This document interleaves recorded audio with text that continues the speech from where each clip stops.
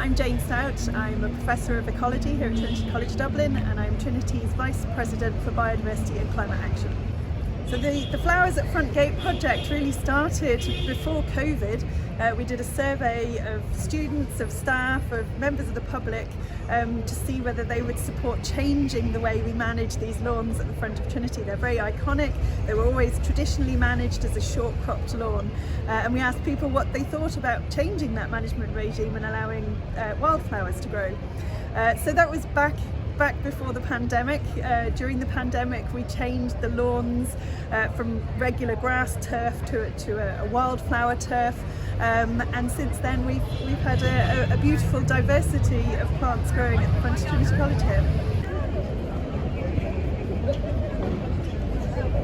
Initiatives like this are really important for us here in Trinity. These are really iconic lawns. We're right in the middle of Dublin. Lots of people come past. So what we're demonstrating is that you can do things differently, even in quite a traditional place, even in the middle of a city. You can support nature, support biodiversity, and with the current global crisis in biodiversity, it's really important that people can feel empowered to do something.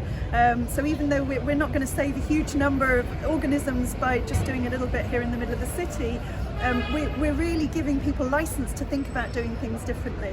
And also, you know, we're a green space connected to other green spaces in the city, and the more of us that embrace wildlife, embrace biodiversity, plants, insects, birds, the diversity that's in the soil underground, then the better really.